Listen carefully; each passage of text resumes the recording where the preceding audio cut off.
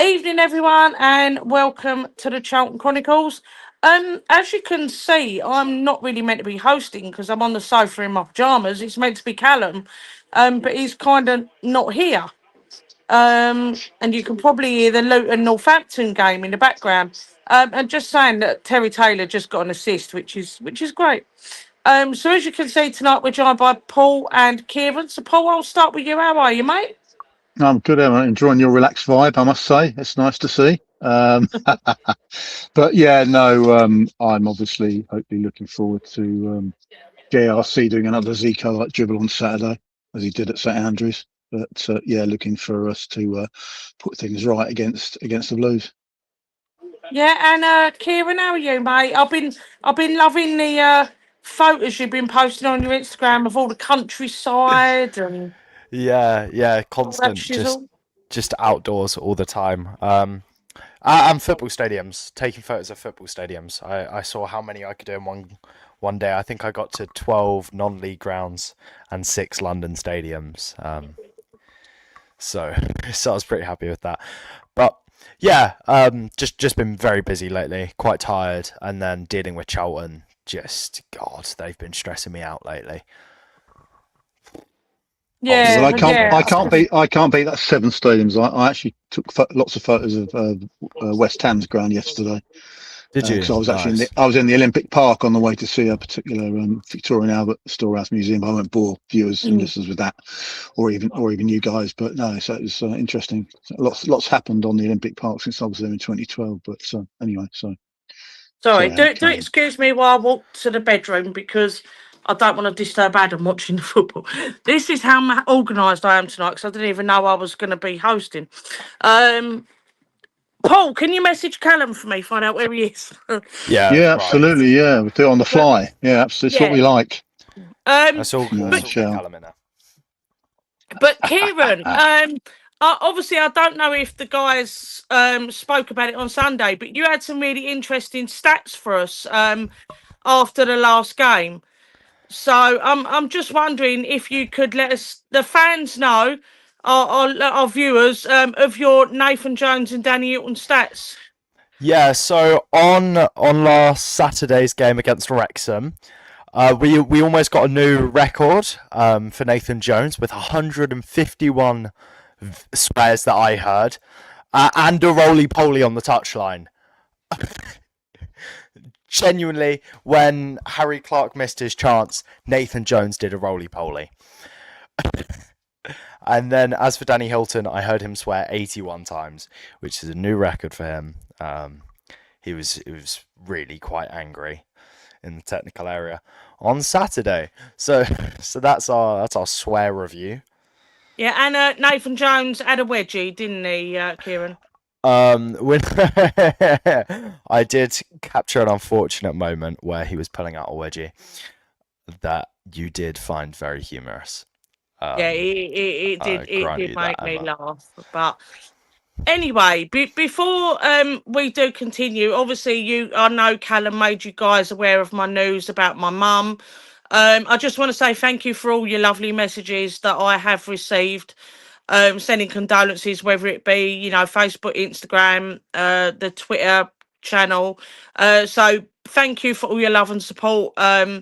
I'm still not 100%, which is why I shouldn't be hosting, but I seem to have lost my co-host somewhere. Oh, talking of my co-host, here he is. Hey, Hey. I was on Hello, Callum. Hello, I was on a Birmingham pod, so it just slightly overran. Yeah, Callum, what's this? Like, I'm Yeah, hosting in my priorities right, Callum. pajamas here. Do you know what I mean? Like, what is? Emma, you relax. You go watch the game. Yeah. Callum, I'm going to leave you to it. No and problem. we were just talking about Nathan Jones's swearing on the touchline. And Callum, I'll let He's got the Sam red in. Perfect. I'll let Sam in when he's ready. Yeah. Perfect. I'm going. Thanks, guys, for your love. I'll see you all soon, hopefully. Yeah. Hi, everybody. Apologies, I was on doing a Birmingham preview. Thought they're taking the mick out of their goalkeepers. As is my favourite pastime. So how are we doing, Paul? How are we doing, Kieran? Yeah, good. all the better for seeing you. Good to know you got your priorities right going to Birmingham pod, but I'm sure you enjoyed it. I'm sure you imparted your vast knowledge to them, and up the quality of their particular pod with respect. Good to see you though. It started at 2:45, so it took a little bit longer to kind of go through the stuff. So, shall we? We're talking about Nathan Jones' swearing. Where was that? Yeah. So I did the technical analysis of how many times he sweared. 151 times with a roly-poly, and then 81 swears from Danny Hilton that I heard. So we were just doing a little technical analysis, and they will hopefully last until the end of the season.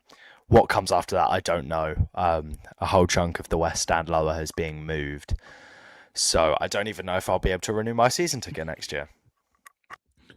Yeah, maybe not in the same seat. I mean, there's a lot to talk about, because I this preview, I think, is going to be a little bit tricky to sort of take for too long, just because I think that a lot of the things were kind of said in the post-match against Wrexham. I'm actually not expecting something massively different. However, Paul, it's pretty obvious, if anyone's seen the training video that came out, that Kaminsky is still out. Not a surprise with the hamstring. It's pretty obvious that Reece Burke's going to miss the game on Saturday as well. Came off in tears against Wrexham. My question would be, I don't know if you guys watched the game on Monday night with Birmingham Middlesbrough, but the one thing that I saw was that their goalkeeper, James Beadle, our former Charlton kid, could not, for the life of him, kick a ball 5 yards. I mean, it genuinely, it was one of the worst distribution of performances I have ever seen. And my thought after that was basically, surely what you do is you start Lyndon Dykes and Tyrese Campbell, and you just run at them.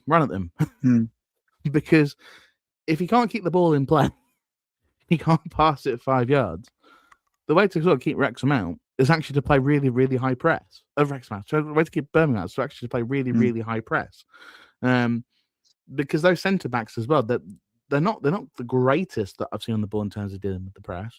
I don't know, guys, if you guys feel the same about that sort of tactically. The way that I do.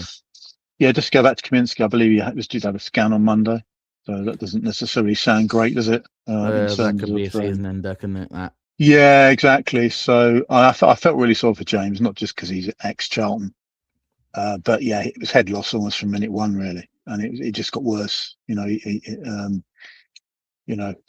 sort of the boat started taking on water immediately, and it was just thankless for him. So yeah, absolutely. I think, that was what I was going to say. Get Lieben and Dykes on there, just good old fashioned, big lads pressing. And as I say, Blues away home form was pretty good. I think it was only the second loss at home for quite some time, I think. So whereas their away form has been patchy.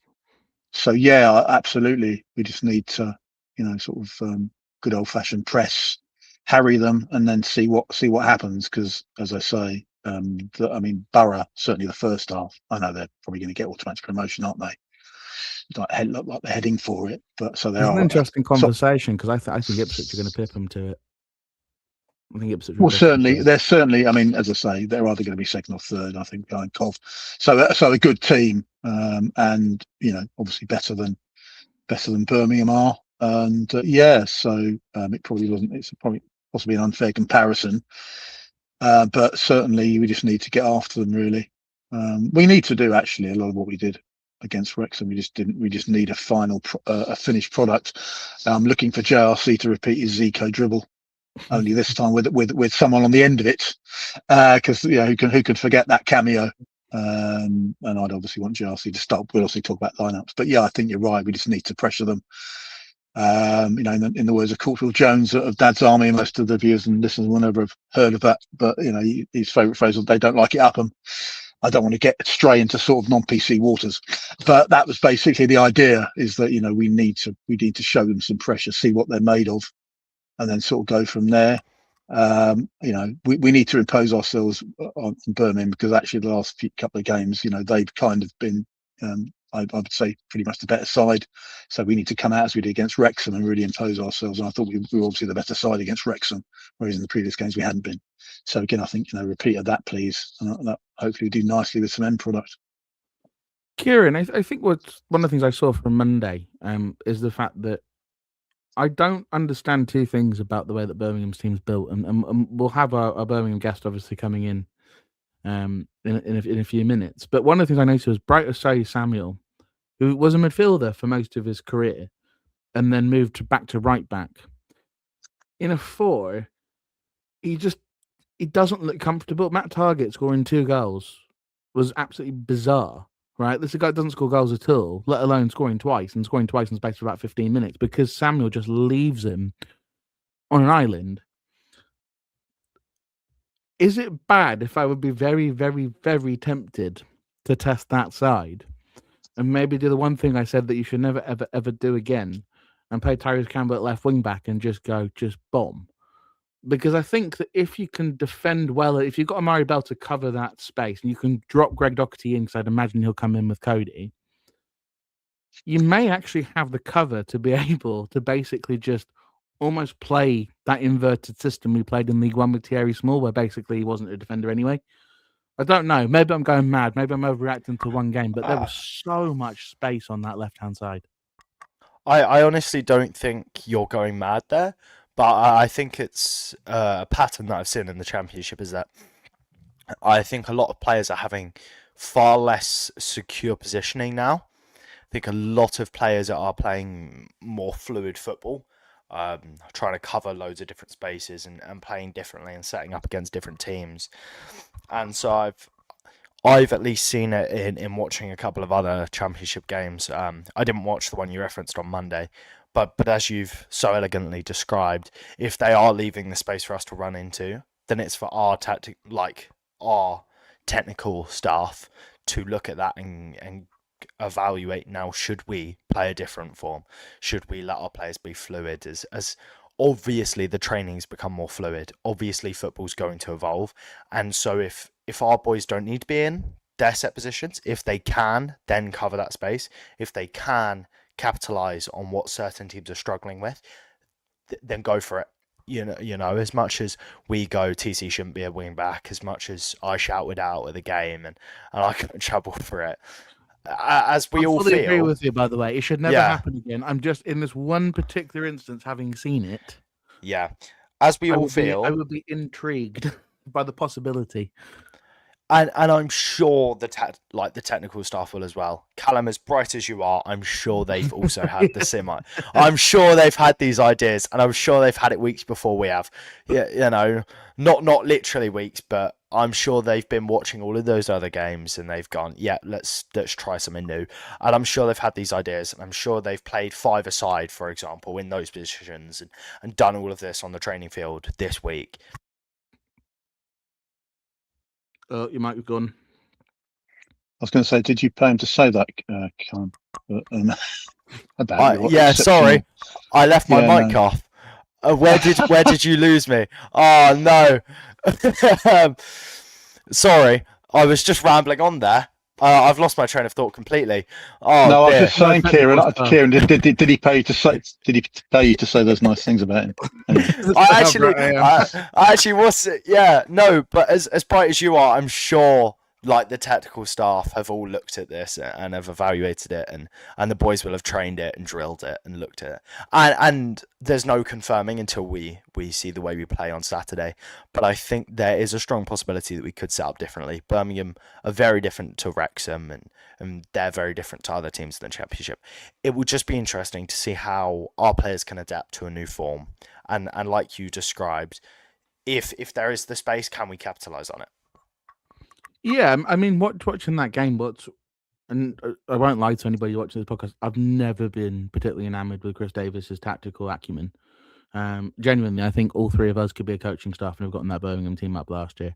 I don't think it was a particularly... He's a very good man manager. I think that's very true. I think he kind of keeps egos in check. But let's be honest, that was a championship, half a championship team playing in League One last year, and it showed. I think that he wants to play this sort of high possession football. And I think that that's probably why, as Shirley sort of saying in the comments, that Birmingham's away form is dodgy at best. I think that may be why. I don't know if you agree with me, Paul, that if they're going to play high possession football, that suits me down to the ground as a Charlton fan because I'll just sit, right? And that's been Oh, our yeah. best performances have been when you just allow us to sit. It's what we did to them at the Valley, beating 1-0. It was a god-awful game of football. Exactly. It was. Exactly. It was just like that. Yeah, I'm just sorry, just going back to what you said about Tyrese coming in, because obviously the concept of having a settled side is something that, people have talked about for years and years. But I think, we have to adapt, Dying in as you football, say. yeah. Yeah, exactly. So nowadays you have to adapt. It is that It's the awful cliche. calendar, I It's just, think. There's so many games yeah, and they're so sort of short yeah, together that you have to abs- rotate.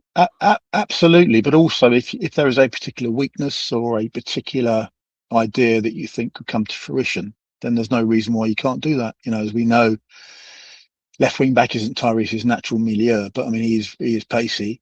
And as I say, if he's going to be able to do a particular discrete job on Saturday that's going to benefit the team, then so be it. And I think you made a really great point. So, but yeah, absolutely. I think that if they come with a high press, then that's absolutely fine because I think we are better on the counter attack. Actually, it's where we have to try and Wrexham aside, actually, and maybe Leicester at home aside.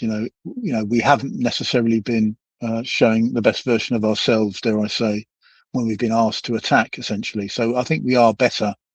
We are more comfortable sitting back and then just picking off the opposition. So yeah, I'd be more than happy. Yeah, I mean, I don't know enough about Chris Davis's, tactical acumen. I think he's obviously done a good job, as you say. They carried all before them last year because they had these players that they spent an absolute fortune on. So you could argue that maybe anyone could have done it. Obviously, I would certainly. That's probably being a bit harsh, but clearly, it is easier, isn't it, when you've got man for man, every team that you're going up against is inferior to yourselves. So I think, and now of course they're finding out that it's not as easy as it was, and it's become a bit of a shock. And obviously their fans, but we'll speak to Sam in a bit. But they do seem to be a bit fickle, given where the club has been in the last few years, the absolute shit show on and off the field. But there we are. But no, as I say, I'll be more than happy for them to go through the rigmarole of the high press, and as I say, it'll suit us. I think Matt brings. Yeah, come in. Can I just say something to Paul's point about our best performances being when we sit off? I find that as Charlton fans, we talk so much, and I'm sure the technical staff do, so much talk about the fact that we're just sat off the ball and that we need to try and create chances and capitalise on them. And the games that we have more possession, we don't capitalise. Wrexham, we had so much possession going into the second half and into most of that game. We had the possession, we had the momentum, and obviously we want to do it, we can't capitalise. And it is the games that we're playing counters and we're just hoofing the ball because we've not had it the rest of the game that we then have these moments of brilliance. And if that's the way we're going to have to play, as much as it's not secure, as much as it's not consistent and it's not reliable, if that's what's going to win us games, then we have to do it sometimes. We have to sit off the ball. And if we can allow Birmingham to do that, sit off the ball, like you said, play TC at left wing back. He doesn't look like a threat at left wing back, but if he gets the ball and he can run past 2 or 3 men, taking them out the penalty area, then there's loads of space to run into. And then we can play better football. We can get more chances, hopefully, just on the counter. And then maybe we score goals, and goals win games, Yeah, as everyone can see on the screen, if you're watching, if you're listening, you won't be able to see it on the screen for obvious reasons.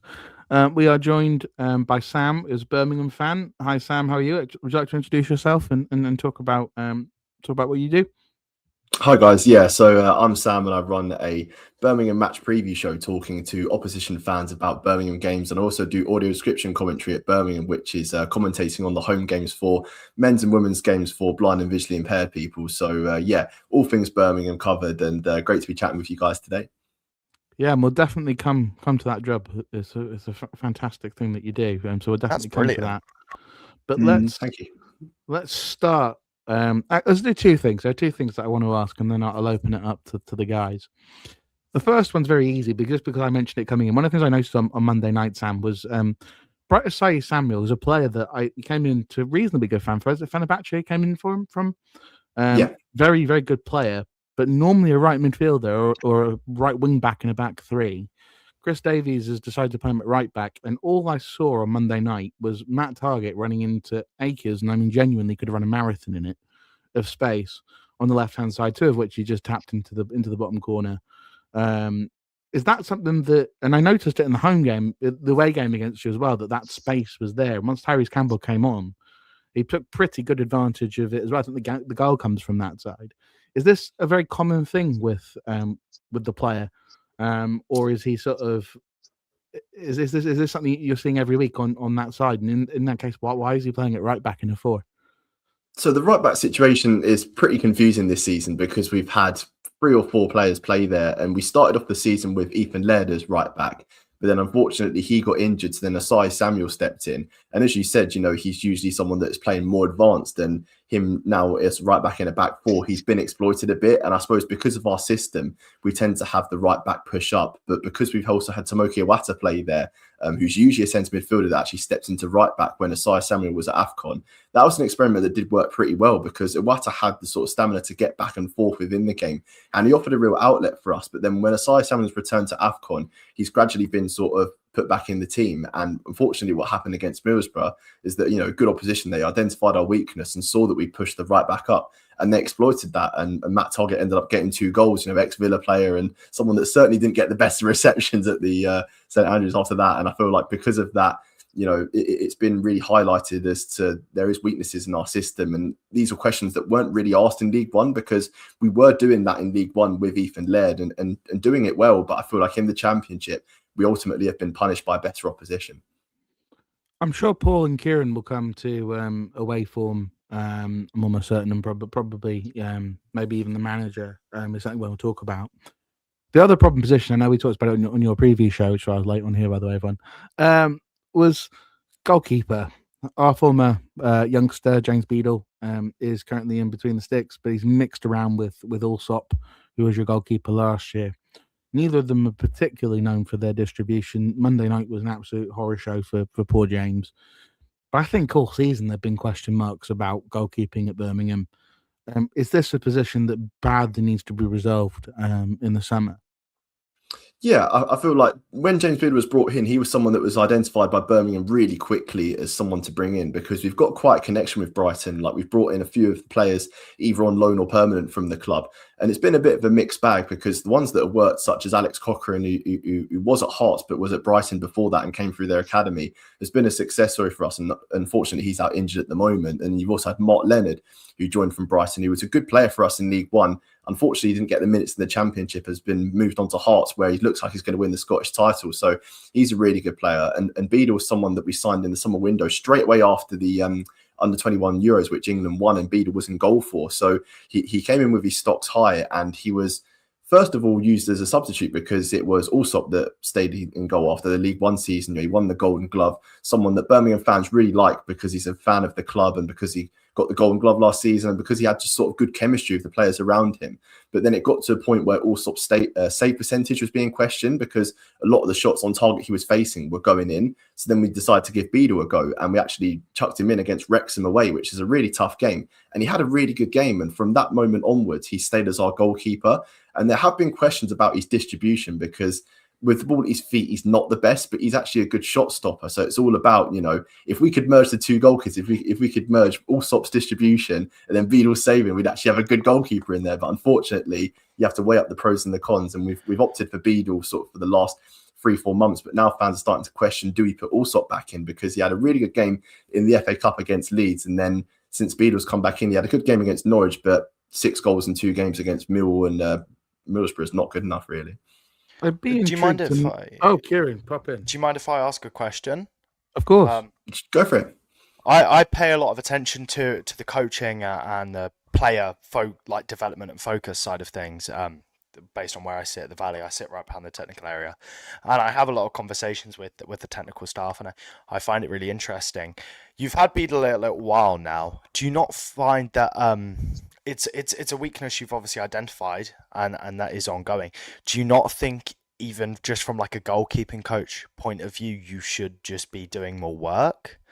Like do you not think that if that's not developing, if that's not getting better, then you've got to look elsewhere? If you're just a shot stopper but you can't distribute, then you need to work in.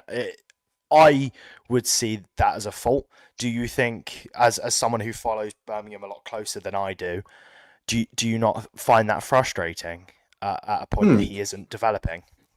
And on Yeah, that- yeah. No, on no, that go point- for it, Callum, go. Can I just slide in just because there's another goalkeeper in the Championship who's on loan from Brighton, because Brighton like to stockpile people, which is obviously Rushworth at Coventry, who I think probably has been the best goalkeeper in the division this year. If you'd signed Rushworth instead of Beadle, just as a thought experiment, do you think that you'd be in the playoffs now? Is it that bad a position for you, or is it something where it's just a weakness? I don't think it's cost us a position in the top 6, because I feel like Middlesbrough is the game that's received the most criticism in terms of Beadle. I feel like because of recent events, it's been sort of raised the concerns, but I don't feel like it's been a thing where all season the number one concern's been the goalkeeper.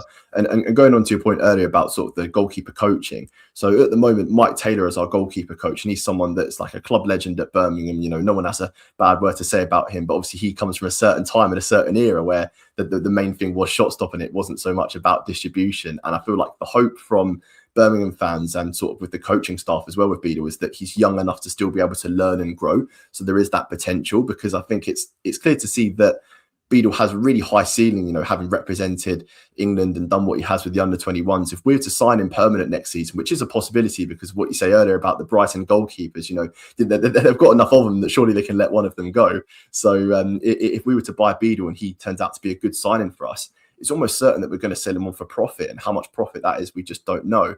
But I feel like it's that whole risk and reward about whether the goalkeeper can still grow and still has time to learn about his distribution, because he is young, and that's what we're hoping as Blues fans. With, say, for instance, Ryan Alsop, if you're to pick him in goal, he's someone that's in his mid-30s, and you'd say he has like a couple good seasons left, because that goalkeepers can sort of play till they're sort of near on 40. But I feel like with Beadle, it's because of his potential that I feel like he's being picked, and with an option to buy him permanent next season, hopefully grow, and then maybe sell him on for profit. Before I let Paul ask the next question, I just want to ask, this is something that I think every football fan sort of thinks about. I joke, right? And I was joking because I think that there is a skill to it. But I did joke that if Paul, me and Kieran were the coaching team for Birmingham in League One, we could have got them up. Chris Davies, can he help you? Can he make the next step with Birmingham? Or when you get to this summer, if it looks the way it is at the moment, which is that On the Beach is calling, onthebeach.com, do you think that you're going to have to make a change in the dugout? It's not completely out of the question. I feel like it'd be ignorant to say that Chris Davies's job is 100% safe, because the ownership have spent a lot of money on the squad this season and would expect big things. I feel like it was expected within the Birmingham camp that we were going to be challenging for the top 6 right up until the end of the season. And there was a lot of sort of outsized noise about Birmingham. I've been watching YouTube channels that are saying that Birmingham are going to get promoted automatically. And I'm looking at that thinking, yeah, that'd be fantastic. But realistically, as a Birmingham fan, I know that the Championship's going to be really tough. But I feel like with this season and Chris Davies, there have been elements of our game that I've really liked. There were some games just before Christmas where we beat Millwall 4-0 at home, and then we beat Portsmouth 4-0 at home, and we had a 4-1 victory against Norwich at home. And we've had some really strong performances, most of them coming at home. But it's been the away form that's really been questioning for me, because I don't feel like Chris Davies has utilised a plan B that well. And especially when the teams get the first goal away from home, it's not so much that our heads seem to drop, because I can see that there is fight and there is effort. But maybe it's the system, because we're playing sort of possession-based football and expect to play kind of similar way in what we do in League One. But as I sort of said earlier, the teams are just better in the Championship, and they really play to their strengths. Because, say, for instance, at Millwall away at the Den, we lost 3-0 there and just didn't really have a sniff, because they were more physical than us and they just out-battled us. And I feel like a Chris Davies side is yet to really out-battle the opposition. I feel like I've seen it 1 or 2 times this season, maybe Preston away, where we really rolled our sleeves up and dug in for a 1-0 victory. But I feel like if Chris Davies is going to stay on as our manager, he has to learn how to play different ways of football and win games in different ways. He's nowhere near as bad, but God, is that giving me Bengana vibes. When you say that, I guess that would be my last point before I hand to Paul. And I was saying this before you came on, there's very much that possession-based football. If you do not have better players, and we were saying this on your show, right? Ipswich have better players, Barrow have better players, Coventry have better players. Not because they're able to spend as much as Birmingham, but because basically they've been in this league, a lot of them, for so long, or they've been in the level above. Southampton, if you try and play possession-based football at some of these places, right, they'll just pass it right round you the other way. And if you come down away to some of these sort of more physical battling sides, well, on Saturday you can have 90% of the possession. That doesn't bother us, right? I don't think we've ever measured possession as a positive, as a thing that there's a metric we particularly care about. We'll just try and knock it in behind you. Is that we're sort of saying that you probably haven't quite been gritty enough away from home in order to win those difficult away trips, which you need to do in the Championship, much like Wrexham did on Saturday at the Valley, which is just sort of weather the storm. I agree with that, and going back to Millwall away, I feel like that was a perfect example of it, because we said on my channel in the match preview about sort of missing that midfielder that's really strong and combative in there, and we did sign John Solis in January from Girona, someone that is Colombian, early 20s, and someone with like a really big build and yet to play in the English game. But from his first few games, he did look promising, but then in the Millwall game, he gets himself sent off after 55 minutes, and just flying in with challenges and not really being streetwise enough to be able to know when to put in a challenge and when not to. So I feel like a lot of it with the team is players that have been brought in that have had their good moments, but perhaps not up to the speed of the Championship yet. And players, like you said earlier in our match preview about Vincente, real promise, has been signed to sort of do the job on the wing, and he has had his moments. But again, you go to places like Millwall, it's going to be really tricky, and there's not going to be a whole lot of football played there.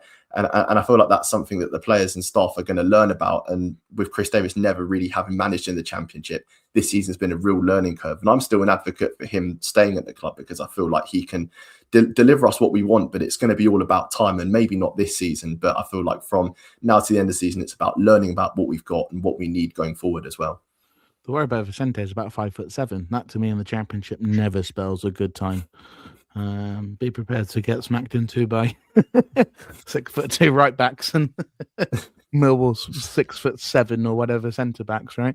Paul, sorry, I made you wait. I'm gonna let Paul ask a question, then Kieran, feel free to hop in as well. Yeah, no worries. Yeah, Sam. Firstly, good to see you back. Obviously, you came on last season. I was going to say you only lost 3-0 at Millwall. Lucky you, because we actually lost, as you may know, 4-0, and it was awful. And the Don't fans remind were us. Well, yeah, sorry about it. It's triggering. I'm worried about your PTSD, Kieran. But yeah, no, it was awful, and there was a lot of bloodletting, a lot of anger, and I sort of segues in nicely into what I was going to talk about, and obviously Callum's touched on it, the fickleness of the football fan.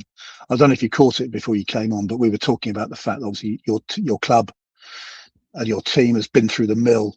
Up to about 2 years ago, it was awful. We all well-documented issues with your ownership and so on. You carried on before you last year, and I think it must be nice to have, man for man. Every single player is better than probably the team you're facing, pretty much.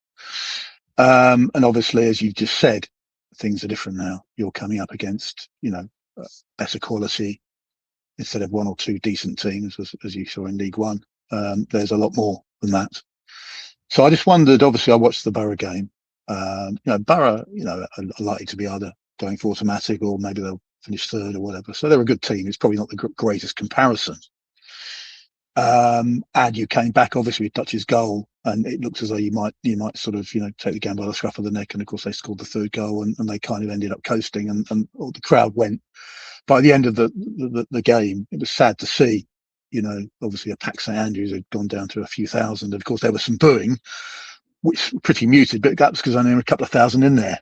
So it's again, doesn't necessarily tell the whole story. But I just wondered, with sort of Chris Davis, because he obviously took you to the Championship.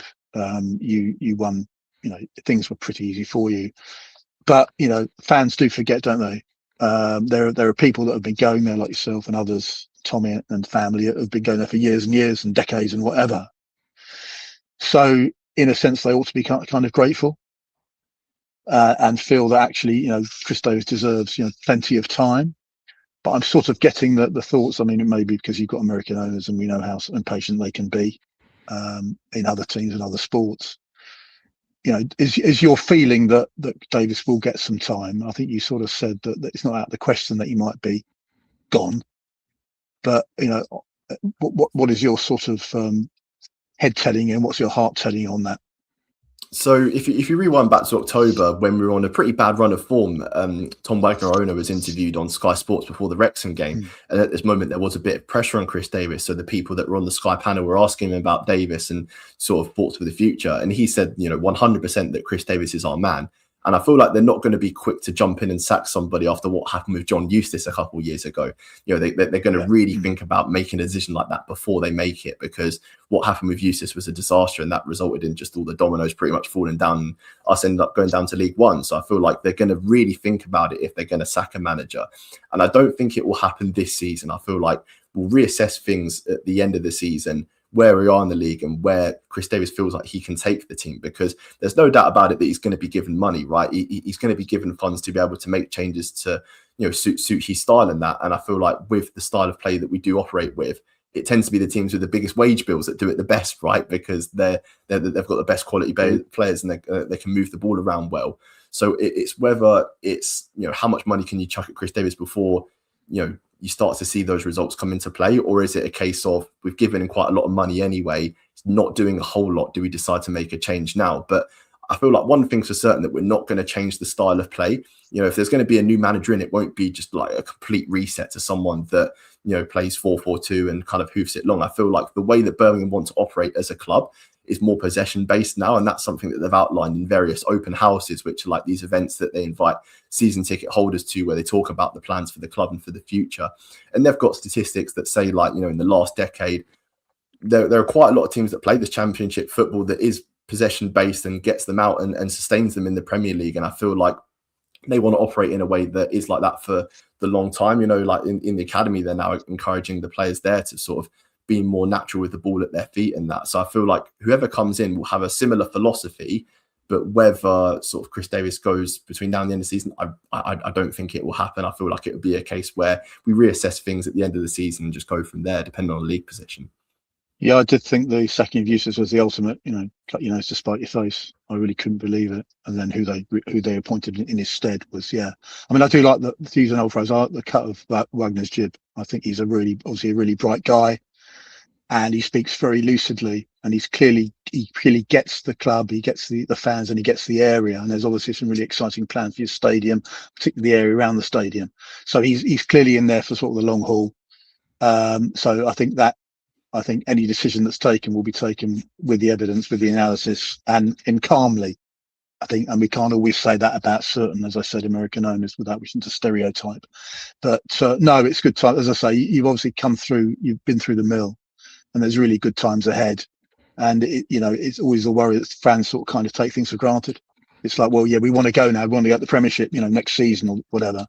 And of course, sometimes, the older ones, my generation, will say, yeah, well, we've seen the ups and the downs, and let's enjoy the ups, and let's not get too ahead of ourselves. So obviously looks like sort of good times ahead for you guys. Could you imagine 7 partners trying to host a it wouldn't happen. couldn't imagine Joshua Friedman something who would hate you more than that. Not a cat in hell's chance, I think, would be the response.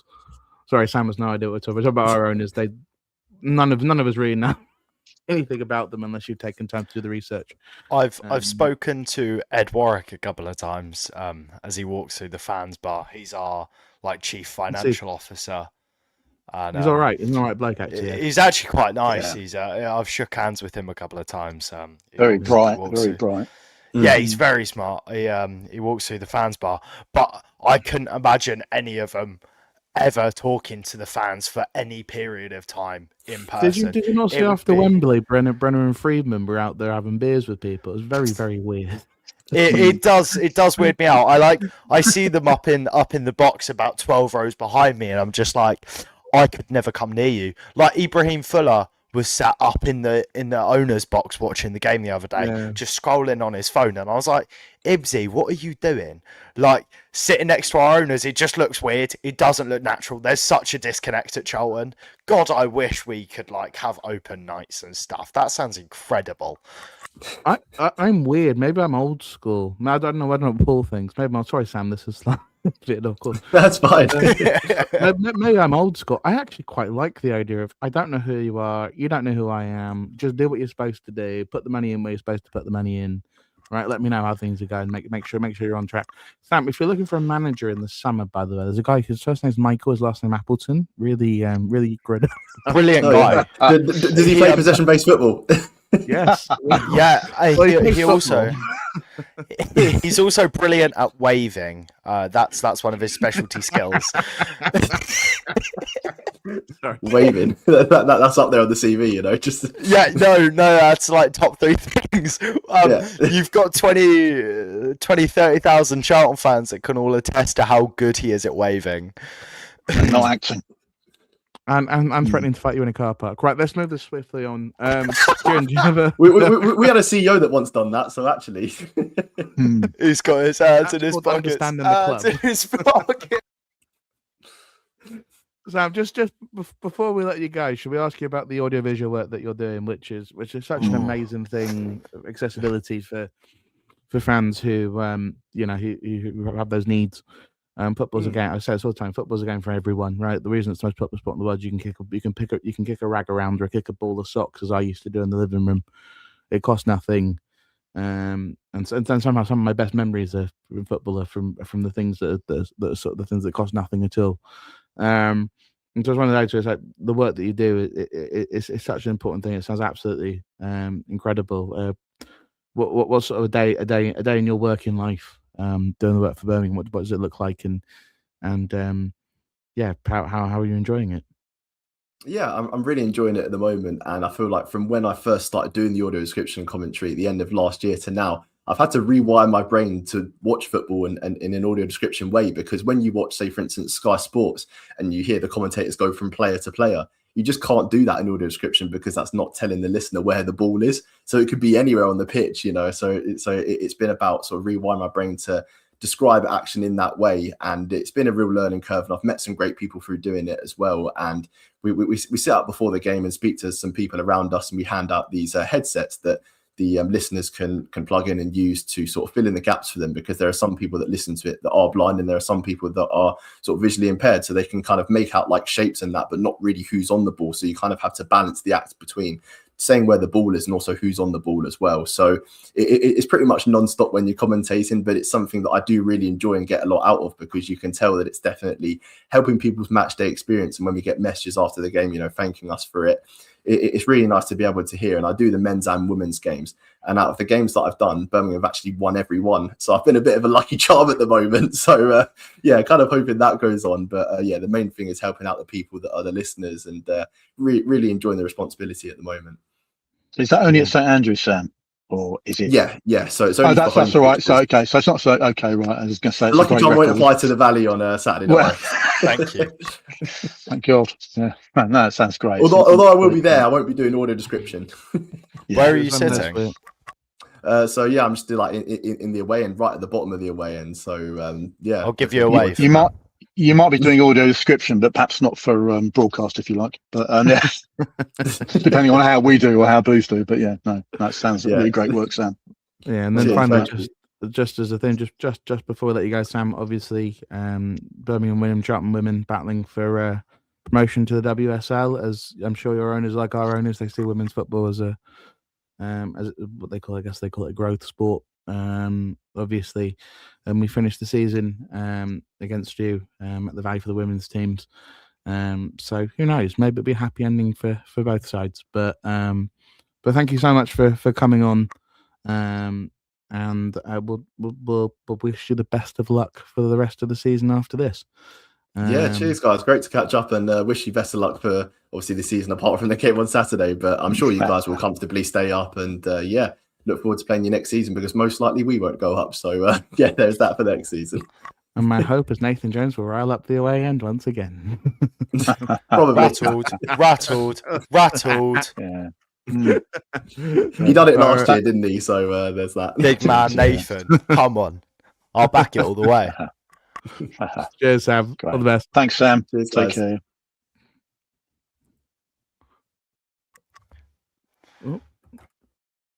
There we go. There we go.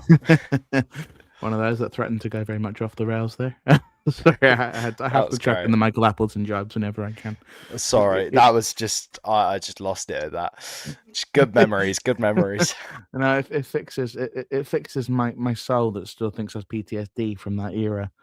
I think the moment the second Burton goal went in, I think I actually may have had some sort of exorcism. I'm not going to tell you which game the two Burton goals, which are the two games where they scored their second that happened in.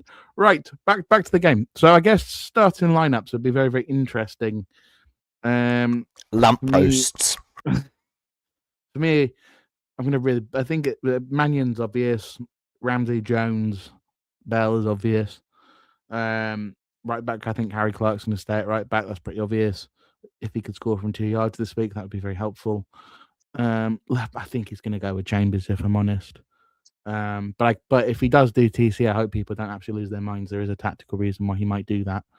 Midfield, I think Cody will come in as much as I thought Cobb was good on Saturday, which means Doc will have to come in because he needs the legs.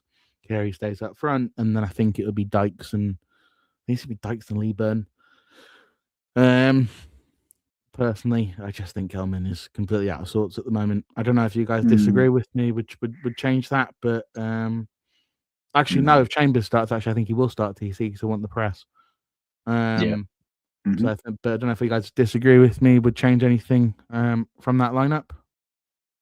I don't think so. I think that sounds very reasonable. Yeah, Cool. I just wonder whether he thinks about JRC, but obviously given how he played at St Andrews, but as I say, he'll probably keep his powder dry on that one. I fully expect to see JRC at some time if we need him, but no, I don't think I'd dissent from that. I think it's something that I saw, and I think it was Louis and Rich were doing it, so I'm going to shamelessly steal it because I pay my Substack subscription. Likewise, yeah. So I think we're at, which is of these January signings. Now you've sort of seen them for over a month. Stuart's bring up a good point actually about Collins. I think Collins pulled something in that game on Saturday, and I wouldn't risk it. I wouldn't risk it personally. But if he did start, I wouldn't be sort of quavering in fear. Matt saying TC was just to the left, even when playing as a striker, so he could still spot the right as well as Chambers. He could actually, Matt. That's a really, really good point. I don't disagree with you. I think it will be TC and Chambers, if I'm honest. I think it will be. I don't think the Dykes-Leeburn thing works, but it just wouldn't shock me if we play. Yeah, people are saying. I think this is a game for TC for the pressing. But anyway, stealing from their Substack, I'd be really interested to see what people say in the comments as well before we do score predictions for this game. Which is, which of the signings would you keep? And it made me think. And I went, Chambers I'd like for another year. I think there's a player in there, and I want him for another year. And I don't think that's particularly controversial. Clark, I think, will be gettable. But that side is so important. We have the right wing back there for Jones's system. That may be a position I'd rather go and spend some actual cash on if we're going to have a bigger budget. Although I am aware that we do need to rebuild basically 2/3 of that midfield. Dykes, I would give a contract to. I think you'd be bad not to. But I would not go mad on the wages. So I think the wages would have to suit everybody, but I would do it. February, I would absolutely keep, especially if it's just a swap for Tenta. I would do that any day of the week. Thank you very much. He reminds me of Thierry Small. I get it. Sorry, on this podcast. Bit controversial. Sorry, I just said it as if it was just a thing. But for me, I think that I would. I think he's shown enough. If that was the exchange, I actually would be intrigued to buy him if the price wasn't too high. He looks happy as anything to be here. And then Coke. I don't know if I'd want Cody for another year at 33. Because I think you have to change who that second midfielder is. I think that probably they're going to buy 2 midfielders anyway. But the issue they brought up is Callum. Sorry to interrupt. The issue they brought up on the Substack, of course, was the fact he's got 4 kids. They're all quite young, all in school. Now the club, I think on previous pod, the club would, if they could remove heaven and earth to get him in good schools and so on. But if he's only going to be here for a year, at most 2. Would his family or his wife want to actually do that? I don't know. It depends. It's intriguing, isn't it? Really. If he's, if he's going back to Wrexham, has he got another year left in his Wrexham deal? I can't remember honestly. He might get a promotion bonus if they go up as well. But I'm not sure he'd actually play if they went to the Prem anyway. So, or his So game would he time would turn be down, for you know. example, if one of those contracts where your wage is almost double if you go up to the Premier League? Would he turn down 40,000 Yeah, a absolutely. year? I don't think So there is that, and he's 40,000 back a to week. the sort of he's back to the northwest. So yeah, I guess best to think of this as a short-term deal with short-term sojourn. He's he's enjoyed it. He's helped us, and hopefully he'll help us stay up. So yeah, I think probably we probably sort of close the door on that. But they weren't Lou and Rich weren't all that keyed up on. They were saying because Febs has not had the game time, that sort of sends a message that he's not going to be kept on. But like you, I think it would be sort of low risk, but potentially high reward to keep him. Actually, if we could do a swap with Tanto, may Emma strike me down on that. But I think absolutely. So I think of sort of most of them, I think we'd certainly look at. I think Chambers and Dykes. I think everybody would probably go, give him. I would do that. I think Chambers is very interesting because he goes into his last year at Liverpool. I know, he has a Premier League ball on him, but is he going to be good enough to be Liverpool's left back? I would question that quite strongly. Yeah, there is that. I guess it just depends, doesn't it? Because you back yourself. He's young. He's got obviously a lot of potential. I mentioned the Conor Bradley comparison, obviously different sides of the pitch, of course, but Conor did really well. Conor Bradley did really well at Belton. Look where he's got now. I know he's got injured and what have you, but I'd almost sort of see, they might see Lucas doing something like that. He is young enough. They might give him another year. And if I was him, then I'd probably say, I enjoyed my time at Charlton. They've given me some really good game time, but I'll use that to my advantage going forward, really, and go with Liverpool. If in another year or two, he decides that he's not near the first team, then maybe that would be the time to go. I think it might be a bit too early for him to sort of jump ship, even though we might want that to happen. I think it's too early in his career to think about that, I guess. I don't know if anyone sees Stuart's comment in there. I don't know if we get time to have a look at it, but if we get a chance, that is controversial, Stuart. I respect it. I respect the controversy. I think I honestly think if I was half the footballer Luke Chambers is, I would love to stay at Liverpool. You've just they obviously one more year. That's what I'm saying. Him. Is that probably what they'll do is they'll give him an extension and then send give him an extension here because he's getting loads of minutes. Charlton, we forget this. We're such an attractive club to be at. He's getting to live in London and have these great facilities and have the time with us. And he's in a hotel currently. But you know what I mean. You know what I mean, though. Like he's getting that experience and he's getting that life where if you're a Liverpool academy player, you're probably just living at home. It's very different. It's a big experience for him.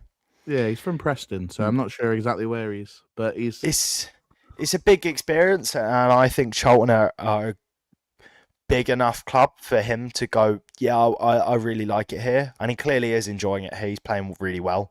He's in good form, and so I wouldn't give up on Liverpool. I don't think I'd be asking for a permanent transfer. I would be asking for an extension, though.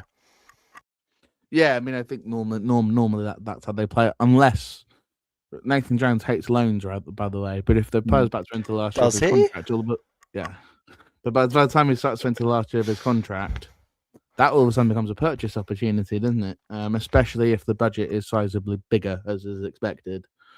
It's a lot of investment those owners have to put in next summer, though, couldn't it? With the potential WSL stuff as well. Crikey. And the Valley upgrades and the... Don't get me started on those upgrades. I will rip that to shreds. I'm so angry. I'm sure Emma will give you the opportunity for on Sunday to have your run. I'm just looking at the time, so I'm not going to be able to. I'm more than happy to let you run. Look at the time. Shall we just do a really quick score prediction? Then everybody, I'm going to go 1-0 Lyndon Dykes just to really annoy the away end. Nathan Jones do 3 fist pumps at the end. To me, that would, looking at everybody else's fixtures plus the trip to Hillsborough and the trip to the Kassam and the trip, and the fact they get a lot of games other than that really are at home, that to me would be safety pretty much on its way, especially if there's no shock with the other games that go on. By the way, we're all very much hoping for a Blackburn Pompey draw. That would be very helpful.